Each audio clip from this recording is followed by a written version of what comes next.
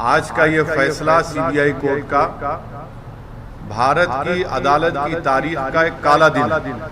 शर्म महसूस हुई कि मैं अपनी मस्जिद को बचा नहीं सक रहा हूं। देखिए, हर कोई आज एक दिली तकलीफ और दर्द को महसूस करेगा जो भारत के संविधान और भारत के डाइवर्सिटी, भाईचारगी, प्लुरलिज्म पर जिस किसी को आज भी अटूट भरोसा है और यकीन है। आज का ये फैसला सीबीआई कोर्ट का भारत की अदालत की तारीख का एक काला दिन है।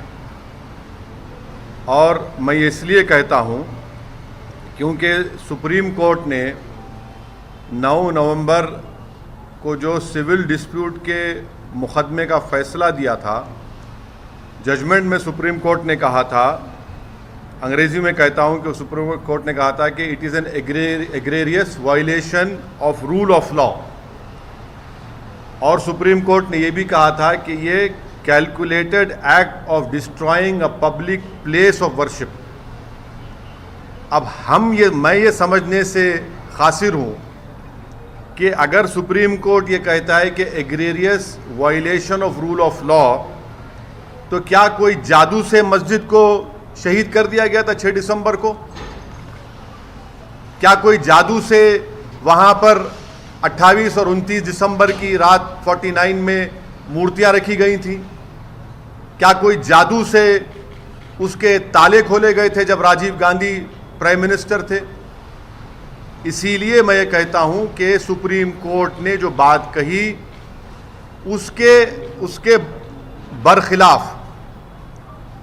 उसके बरखिलाफ आज ये जजमेंट आया है। और ये मैं कहने पर मजबूर हूं कि violence page for you politically. अगर आप वायलेंस करेंगे तो आपको मिल जाएगा, क्योंकि आप अंदाजा लगाइए कि अडवाणी की रथ यात्रा जहां कहीं भी भारत में गई, वहां पर खूनरेजी हुई, मासूम लोगों का कत्ल हुआ, जायदादें जलाई गईं, खानदान उजड़ गए, बर्बाद हुए। और आज ये फैसला आता है सीबीआई कोर्ट का जिसमें कहते हैं कि वो स्पॉन्टेनियस नहीं था। तो हम ये जानना चाहते हैं कि भाई साहब, ये कितने दिन, कितने महीने लगेंगे प्रिपरेशन के लिए ताकि वो स्पॉन्टेनियस ना हो? आप बताइए ना, कितने दिन, कितने महीने लगेंगे स्पॉन्टेनियस ना हो? क्या यह बात सच नहीं है कि उमा भारती ने कहा था कि एक धक्का और दो, बाबरी मस्जिद तोड़ दो? क्या दुनिया ने नहीं देखा कि जब बाबरी मस्जिद शहीद हो रही थी तो मिठाइयां बांटे जा रहे थे? अडवाणी, मुरली मनोहर जोशी, उमा भारती, ये सब लोग तो मिठाई खा रहे थे, खुशियां मना रहे थे। कैसा ये फैसले पे आज आ जाती आप? आखिर पैगाम क्या देना चाह रहे आप? पैगाम क्या देना चाह रहे? पैगाम यही मिल रहा है कि वायलेंस पेज, मास वायलेंस पेज। आप अंदाजा लगाइए कि 1950 से अब तक इस मसले में मुसलमानों को इंसाफ नहीं हुआ, और आज ये फैसला आता है 28 साल के बाद। हम आज भी कह रहे हैं, अगर ये मस्जिद नहीं शहीद होती तो क्या 9 नवंबर का सुप्रीम कोर्ट का फैसला आता था? सारी दुनिया ने देखा कि जो लोग वहां शाम में खड़े होकर स्पीचेस दे रहे थे, लोगों को उकसा रहे थे, उनकी मौजूदगी में क्या यह बात सच नहीं है कि सीबीआई की चार्जशीट में एक विटनेस ने कहा कि कल्याण सिंह, उस वक्त के चीफ मिनिस्टर, ने कहा कि रोक कंस्ट्रक्शन पर है, डिस्ट्रक्शन पर नहीं है? वो भी आप नहीं मानेंगे उसको? क्या सीबीआई की चार्जशीट में यह नहीं कहा गया था कि 5 दिसंबर की रात अडवाणी ने विनय कटियार के घर में साजिश रचाई? क्या यह बात सच नहीं है कि अडवाणी ने कल्याण सिंह को कहा कि उस वक्त तक आप रिजाइन मत करिए जब तक कि मस्जिद डिमोलिश नहीं हो जाती, ताकि गवर्नमेंट का डिसमिसल ना हो? क्या बीजेपी की सरकार उस वक्त की जाकर सुप्रीम कोर्ट को वादा नहीं किया था कि हम मस्जिद को बचाएंगे? ये फैसला मुझे कहना पड़ेगा कि ये judgement satisfies the collective consciousness of Hindutva and its followers and its ideology. ये जजमेंट का यही है। किसने तोड़ा फिर मस्जिद? फिर हम पूछना चाहते हैं, जब 6 दिसंबर 1992 को मस्जिद शहीद हुई थी, उस वक्त मैंने अपने आप को एक हेल्पलेस महसूस किया।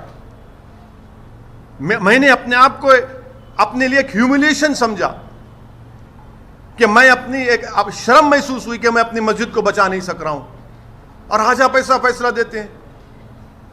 तो फिर आखिर इतना सब जो इन्वेस्टिगेशन हुआ, कैसा क्या हुआ?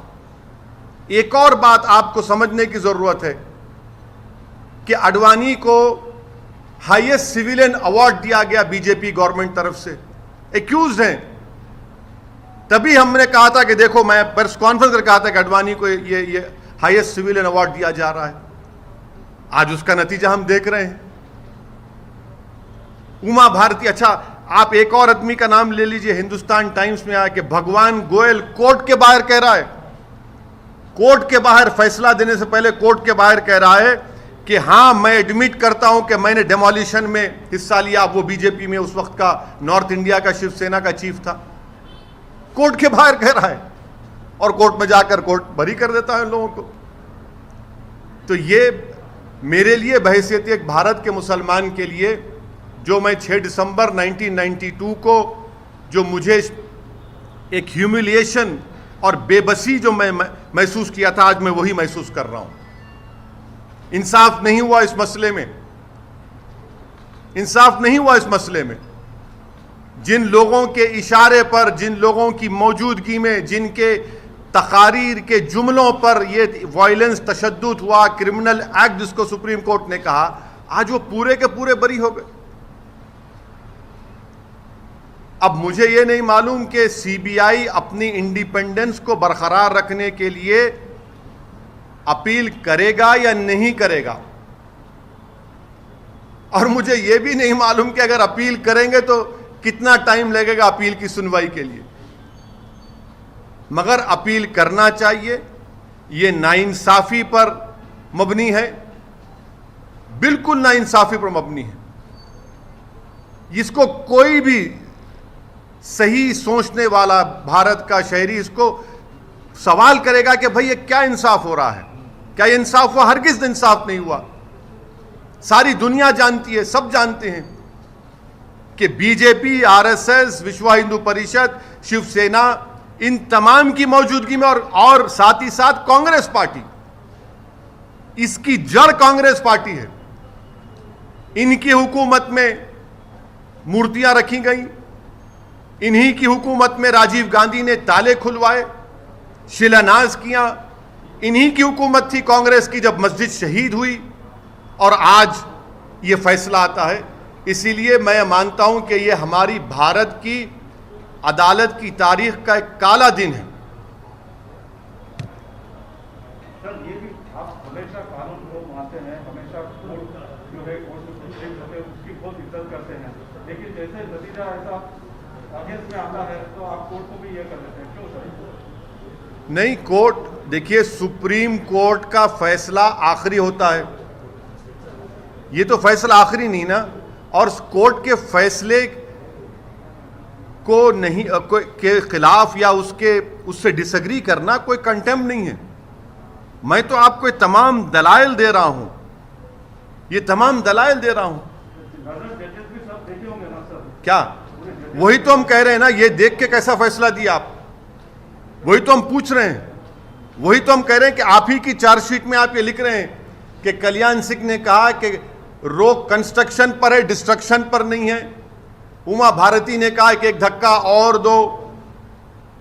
अडवाणी को, मुरली मनोहर जोशी को, उमा भारती को, बाल ठाकरे को, राजीव गांधी को शोहरत कैसे मिली पॉलिटिक्स में भारत में? इसी वजह से मिली ना। इनको पॉलिटिक्स में अगर शोहरत मिली, सत्ता मिली, कैसे मिली? इसी वजह से तो मिली कि आपने हमारी मस्जिद के ताले खुलवाए, मूर्तियां रखी और हमारी मस्जिद को शहीद किया आपने। इसीलिए तो आप होम मिनिस्टर बन गए, इसीलिए तो आप गंगा की सफाई के मिनिस्टर बन गए, इसीलिए तो आप एचआरडी के मिनिस्टर बन गए, इसीलिए तो आप कल्याण सिंह गवर्नर बने। भाई आपने मुझे खत्म करके मेरी बर्बादी के ऊपर आपने अपना सियासी महल तामीर किया और आज आपको क्लीन चिट दिया जा रहा है। आज आपको क्लीन चिट दिया जा रहा है, यह अफसोसनाक बात है। तो आगे क्या करने का विचार है सर? आगे अब यह देखना है कि सीबीआई अपनी इंडिपेंडेंस को बरकरार रखने के लिए अपील करेगी या नहीं करेगी। और अगर सीबीआई नहीं करती तो मैं मुस्लिम पर्सनल लॉ बोर्ड के जिम्मेदारों से अपील करूंगा कि वो इसके खिलाफ अपील करे।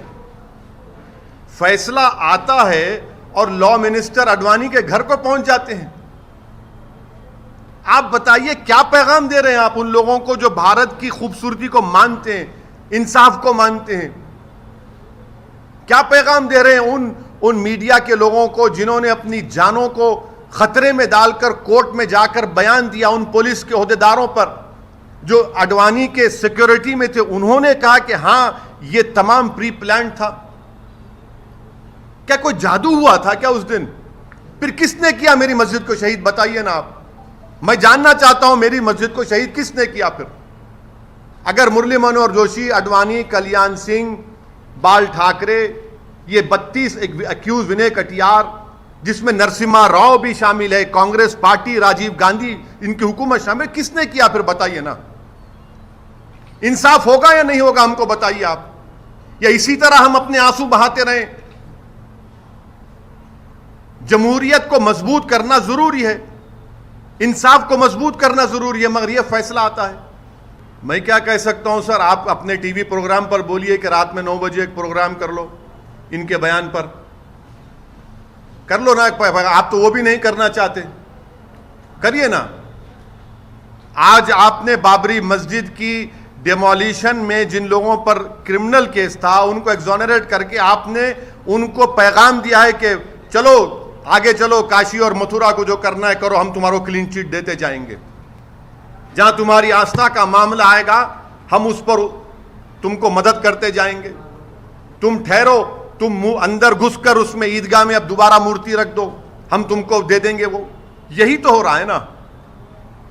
आप अंदाजा लगाइए रूल ऑफ लॉ फिर क्या होगा। रूल ऑफ लॉ इससे क्या होगा? सुप्रीम कोर्ट ने कहा non egregious violation of rule of law. तो क्या रूल ऑफ लॉ का वायलेशन नहीं हुआ?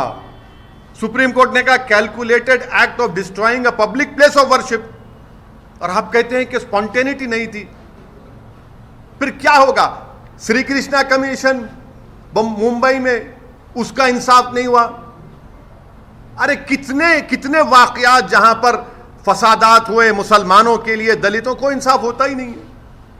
और आजकल आप आज शाम से आप सुनेंगे कि ये जो बड़े बड़े ज्ञानी लोग हैं, लुक अहेड, भूल जाइए, आगे बढ़िए। अरे आगे कैसे बढ़ेंगे हम? आगे कैसे बढ़ेंगे? सारी दुनिया की आंखों के सामने 6 दिसंबर को मस्जिद को शहीद किया गया, डेमोलिशन किया गया। मैं भूल जाऊं? क्या क्या भूलूं? बताओ मेरे से आप। कितने मेरे बर्बादी के दास्ताने फसाने तुम्हारे सामने रखूं ताकि तुम्हारे इस कलेजे में जो अगर दिल है तो उसको धड़कन हो, उसको तुम मेरी तकलीफ को महसूस कर सको। क्या पैगाम दे रहे हैं आप इस फैसले से?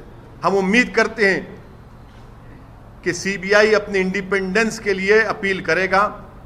मुझे नहीं मालूम करेगा नहीं करेगा, तो मैं तो गुजारिश करूंगा all India Muslim personal law board के जिम्मेदारों से कि वो अपील करें इस जजमेंट के खिलाफ। This today's judgment, in my opinion, is a sad day in the history of Indian judiciary. It is a very sad day.